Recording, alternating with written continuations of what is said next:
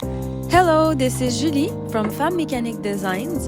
In today's video, we'll delve into the art of jewelry making, focusing specifically on the creation of two minimal signet rings. The process involves soldering, silver sculpting, meticulous grinding and sanding, polishing, mold making, wax injection, tumbling, and finally a showcase of the end result in 10-karat solid gold. With over 12 years of experience in silversmithing, I've often been requested to design signet rings. While I've made numerous attempts in the past, I never pursued creating a full collection. I've decided to embark on my signet ring journey, starting with delicate designs and planning to evolve into chunkier and nature-inspired styles later this year, depending on the reception from my customers. Testing new designs at the store and in craft shows provides a unique opportunity for me. If they perform well, it's a clear signal to explore and expand further into that specific style. For the creation of the first signet ring, I opted for a 6x2mm sterling silver rectangle wire, shaping it into a basic oval and soldering it onto a 14-gauge square wire. While sculpting the ring, I realized my taste was for a more rounded and bubbly shape, so I decided to create softer lines. The back of the ring was sculpted to achieve a domed appearance, flat on the inside and half round on the outside. The second ring, featured later in the video, takes on a diamond shape. To craft this piece, I repurposed a diamond-shaped earring from a previous rustic collection, soldering it onto a round wire. This ring turned out to be slightly daintier than the oval one, but still, it will be robust enough to make them up to a size 9 without compromising its sturdiness. When creating delicate and minimalistic rings, my preference leans towards sculpting directly onto silver rather than using wax. I reserve wax sculpting for nature-inspired pieces or designs with a more organic feel. I find that sculpting metal provides better control, although I occasionally use matrix gold software and 3D printing for minimal custom rings or to create prong settings.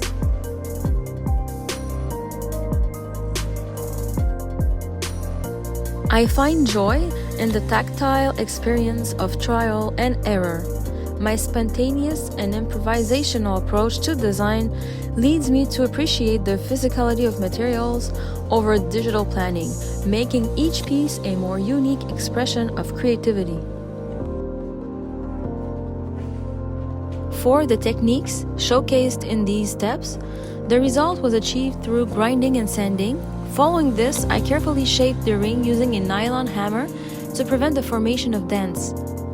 Once satisfied with the overall form, I went over to the basement to focus on sanding and polishing the ring. Polishing in particular is a step I exclusively undertake downstairs. I intentionally reserve procedures that generate considerable noise for the basement, as my upstairs studio lacks soundproofing. Maintaining a pleasant shopping environment for my customers is a priority.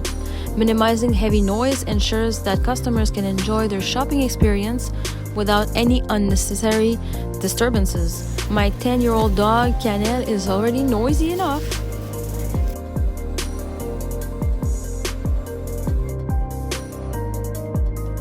Before embarking on the mold making process, achieving a mirror finish on my piece is crucial. Additionally, I ensure to imprint the FMD stamp onto each piece.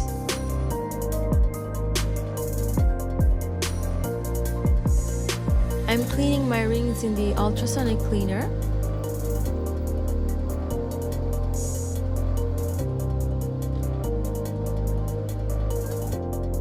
Here's the result, all shiny. Subsequently, I solder a round brass rod to the ring.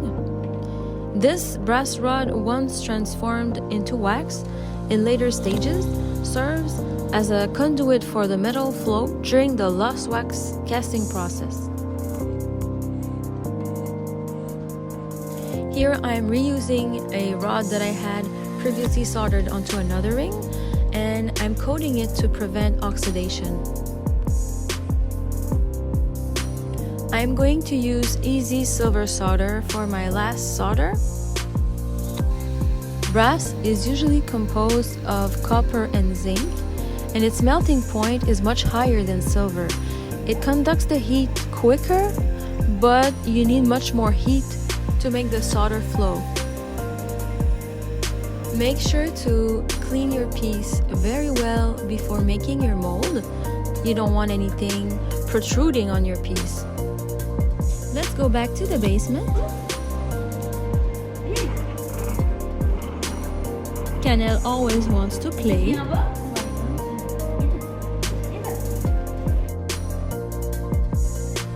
Just prior to molding, I dry my pieces on the hot plate of the vulcanizer, eliminating any residual moisture that might compromise the mold. On aluminum plates, I apply baby powder. I'm aware that its use is not ideal for health. Upon finishing the current bottle, I plan to explore alternatives like starch in the future. Although I possess a mold-making release spray, I have yet to try it. For the molding process, I opted for Castaldo VLT, a silicone rubber strip that vulcanizes at impressive low temperatures starting from 160 Fahrenheit, 71 degrees Celsius. However, I typically employ it around 200 Fahrenheit. I usually use their yellow one, but I was out of this particular version. The advantage of the VLT lies in being suitable for situations where minimizing heat exposure to the master is essential. It also has a great flexibility, which makes it easier to remove the wax from the mold. Despite its minimal shrinkage of 0.1%, I think it is possibly more around 0.5% when I'm inspecting the wax, likely because I apply a slightly higher temperature than 160 Fahrenheit. In instances where I have two similar rings, I utilize a larger frame to accommodate both. I could use two smaller molds, but I only have one at the moment. When creating a mold, you need to ensure ample space around them before putting the mold into the vulcanizer. I apply firm pressure across the silicone molding rubber, helping the material to flow. The objective is to have the rubber uniformly cover the entire surface without leaving any empty gaps. When in the vulcanizer, I wait 2 hours. Make sure to squeeze both plates together because you want to have the heat distributed in the best way possible.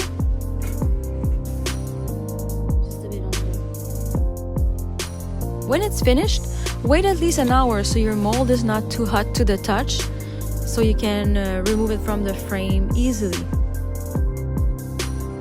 The rubber was a bit hard to remove from the mold due to insufficient application of baby powder. Consequently, I had to resort to using a surgical blade to carefully detach the mold from the frame.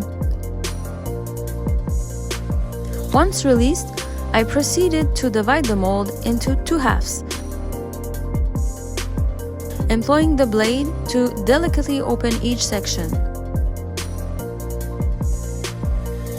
It's crucial to switch blades for each mold to maintain efficacy and sharpness, and I recommend recycling used blades. While my technique might not be the most refined, it has proven effective for me. However, I suggest exploring various online methods for opening molds before adopting my approach. Most jewelers use a hook attached to their bench to help holding the mold open.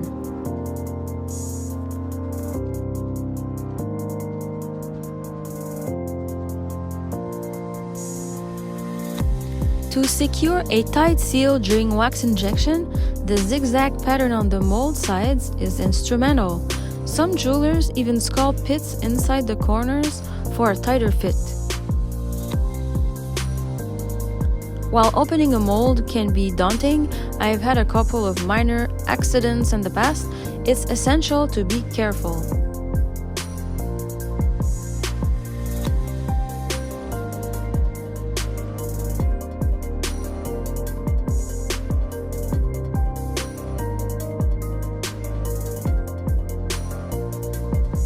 completing the mold opening, I create venting lines to facilitate smooth wax flow during injection.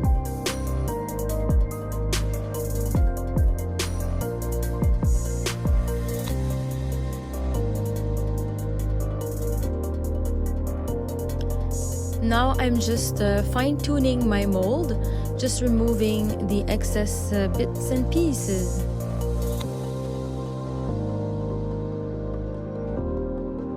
Here's what the mold looks like when it's closed from all the sides. I think it's gonna work well. Now on to the second mold. I'm gonna accelerate the footage even more. I would say that the whole process took about 2 days in order to create all the steps. When all these steps are done and you want to make a ring for a customer, it may take you many hours because you will have to make wax. You have to size your wax to the ring size of your customer. You have to go to your casting place. You have to wait a few days. You have to go back, and then you have to do all the finishing steps. But the best thing to do is to do a small series, then you will save a lot of time. I'm sure I opened hundreds of molds, but it's still stressful. Here again with the baby powder, just to make sure everything flows because it's kind of sticky. Hit it a few times to even out the powder. Now I will be injecting wax to do 2 gold rings, but I'm gonna make plenty of other waxes later on to create the silver version. I cut mini masonite boards to hold my mold together while I inject.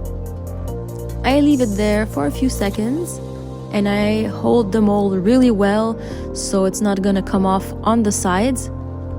Wait a few seconds until the button is dry and then remove it from the mold. And voila!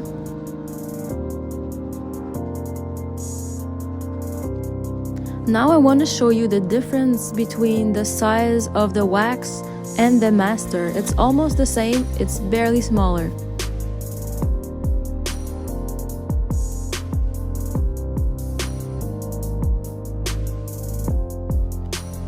Unfortunately, this video won't cover the casting steps, as I opted for a professional casting house. However, in a future video, I plan to demonstrate in-house casting for custom gold rings, incorporating old jewelry.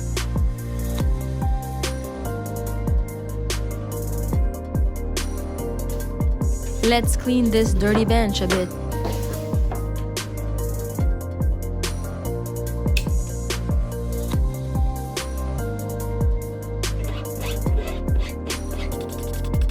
When I received my pieces from the casting company, I had to do some filing, burnishing, sanding, and shaping first. Sometimes the way I do sizing in the wax makes small little bumps and I have to resculpt it. I burnish to make all the pores very tight to have a really smooth appearance. And then I hammer it to the desired size and also to make it round.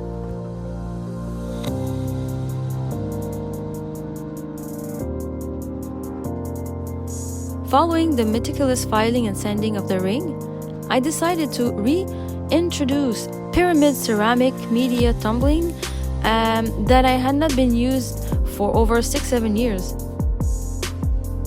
The rings spent 45 minutes with the medium to achieve an even sanding effect. Although the impact of the shape is not really noticeable to me. I swapped the ceramic for the steel shots, leaving the pieces there to undergo a 3-hour tumbling process.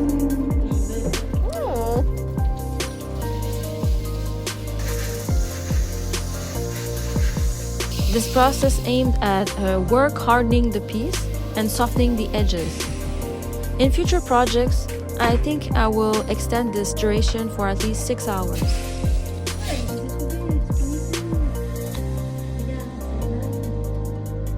Concluding the tumbling process, I applied the 10K stamp,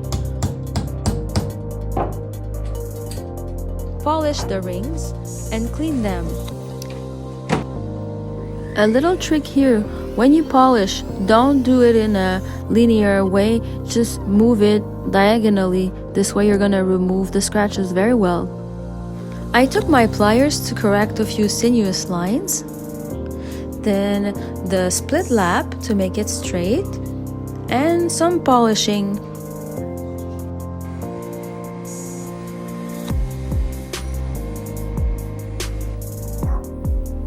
Now I'm cleaning everything in the ultrasonic. I do a little steam to remove the excess of what's stuck in the stamps. Now, I proudly present the final result on Rosalie's hands. I hope you enjoyed this video and may it inspire you to embark on your creative journey.